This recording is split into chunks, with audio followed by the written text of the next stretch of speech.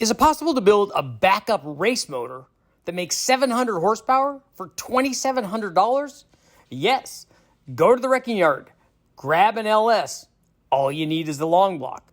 Now, add a camshaft, valve springs, an intake manifold, and a carburetor. Get the MSD ignition controller, then top all that off with a plate nitrous setup. Remember, it needs to add 300 horsepower. Whoa! Hello everybody, I'm Richard Holdner, and I have one question for you today. Who is this guy looking over my shoulder? Actually, I have the following question. Let's suppose, like lots of racers, you have broken your good built double throwdown race motor and you have nowhere to turn. I don't have a spare one of those. None of us do. It's way too expensive. How do you still make it to the race? You know, it's coming up in 1 day or 3 days or 4 days, or LS Fest is coming, or a drift event, or a no prep event, but I've got to make it to the race, but I don't have the money or the time to put together a race motor. Well, here's what you do. I'm going to show you in this video what you do. You go to the wrecking yard, you grab an LS, you put a cam, you put a springs in it, you put a carburetor, put a carbureted intake manifold and an MSD controller, and then hit it with a bunch of nitrous. Okay, guys, as we talked about in the introduction, what we're going to do is take a look at, hey, what happens? And you'd be surprised how many times I get this call. Richard, do you have any motors laying around? I have to make it to a drift event, to a drag race event, to a no prep event, whatever kind of racing that there is. Do you have anything laying around? I don't care. It just has to be together. It just has to be running. How can I need something that I can go out and race with? And this is the kind of thing that you would put together. So I'm going to show you how to put together something just on the cheap. You could even do it while you're out somewhere racing. Just go to a wrecking yard and I'll show you some of the parts that I use. And basically it is a 5.3. If you can find a 6.0 or 4.8, whatever, that'll work too. Carburetor, intake manifold, the MSD controller, and then some kind of nitrous deal. And you can go out and make lots and lots of power, as we'll see here. But let's start off with our 5.3 liter. So I went and got an LM7 from the wrecking yard. And what we did was put rather than run it fuel injected, because you don't want to run a standalone management system, it's much cheaper probably to get a carburetor and to run the ignition controller from the MSD. So I went out and got a 5.3 liter LM7, just a stock one. We put a Victor Jr. or single plane intake manifold on it, put a 650 carburetor on it, put the controller, played with the timing, and here's what we get. We get something that makes, 340, 350, somewhere around there. This one made 339 and 352 foot-pounds of torque. Normally, these things in fuel-injected form with a 5.3 and the truck manifold and headers, they'll make 350 or so in terms of horsepower and 380 foot-pounds of torque. So on the single plane, they don't do as well, but you're going to make it better and you're going to hit it with a whole bunch of nitrous. So everything's going to work out just fine. So the first thing you want to do is put some kind of camshaft in. I know guys will go round and round and overthink this and think, I got to have a nitrous cam, I'm going to run a bunch of nitrous. You don't.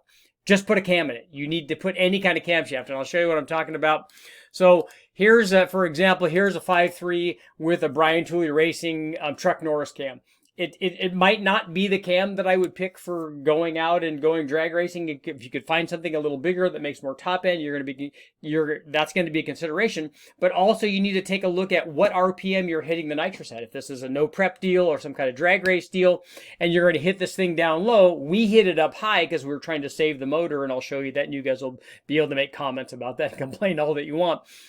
But if you're hitting this thing down low, it might be that you want more power down low, because the way that nitrous works is it's NA power plus the nitrous. So if you add 100 shot, it's going to add 100 shot to whatever you have there. So in this case, we've got a 440 horsepower motor and right at 400 foot-pounds of torque. So if you add the nitrous to that, you're just going to, and you add 100 shot, you're going to add 100 on top of that. You add a 200, it's going to be 200 on top of that. You add a 300, it's going to be 300 on top of that. For us, what we did on our combination is, here is our starting point.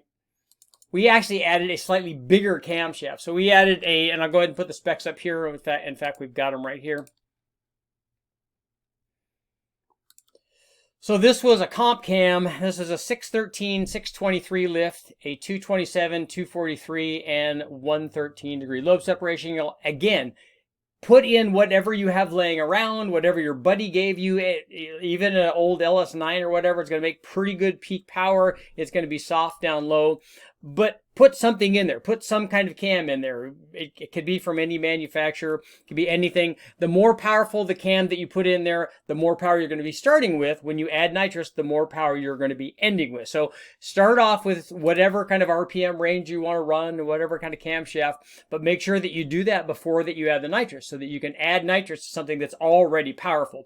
So now let's take a look and see what happens when we add a little bit of nitrous. So this shows you, I'm going to go ahead and move myself up here. I'm going to undo our zoom there, move myself up there. So I'm going to get rid of some of these.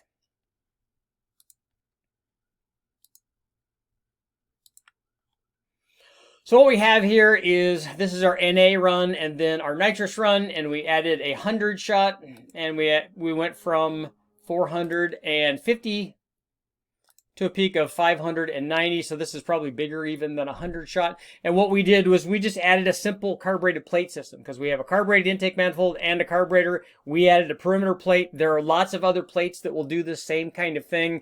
There probably isn't one. I mean, guys can argue all that they want about one doing way better than the other, but the fact is that this is what happens. If you add nitrous on top of the carbureted combination, you add a certain amount of nitrous, it's going to add that much power. But let's find out now. Hey, I'm going no prep racing. I can't do this with like less than 600 horsepower. I need like at least 700. Well, let's show you how to get 700. Okay, guys, we've got our Junkyard 5.3 with a cam and springs. It's carbureted, and we've run it NA, and then we've added our little shot of nitrous to it. The power output jumped from, with the nitrous, jumped from 454 horsepower to a peak of 491 or 92. That was with a 46 nitrous jet and a 40 fuel jet. Remember, this is carbureted. We are running carbureted fuel pressure to our nitrous, or to our fuel solenoid. So if you're running fuel injected fuel pressure to your solenoid, obviously you're gonna have to come down in fuel pressure, or in jet size, quite a bit for the fuel side. But we were running this carbureted. We weren't running very much fuel pressure. But let's see what happens when we go up in nitrous jet, because we didn't stop there, because obviously that's not going to win you any races. So we got to go up. Here's what happened when we stepped up in jet size. You can see the nitrous is kind of a cool thing. I'm going to go ahead and get rid of torque here, so it'll be easier for you guys to see and understand. Makes it a little bit easier. So we've got our NA one, we've got our 46 jet, and then now we have a 78 jet. So got a 78 nitrous jet and a 60 fuel jet. And you can see we're making more power. Peak power is now up to 693 horsepower. So let's go up and jet some more. We squeaked out a little bit more by going from a 78 nitrous jet to an 83 nitrous jet. We only went to a 64 fuel jet. But what's happening here is I think we're starting to, you can kind of see we're starting to run out of nitrous flow. Now it could be the perimeter plate, the Zex perimeter plate that we used. It could be the solenoids associated with that. You know, something there is probably restricting this flow, and we'll see we actually stepped up in jetting even more. We stepped up to 100 jetting because that's what we that's what we had. We got a little bit more, but when we did that, we also filled the bottle up to make sure that we had a full bottle. We're purging it before each run to try to maximize the amount of nitrous we're getting to it. And once we did that combination, 738 horsepower. Now we were able to get up to 750 horsepower, and we did that with the same jetting. We did that with 100 jet, but we did it when I made a mistake and ran this with full NA timing without pulling the timing that we normally do.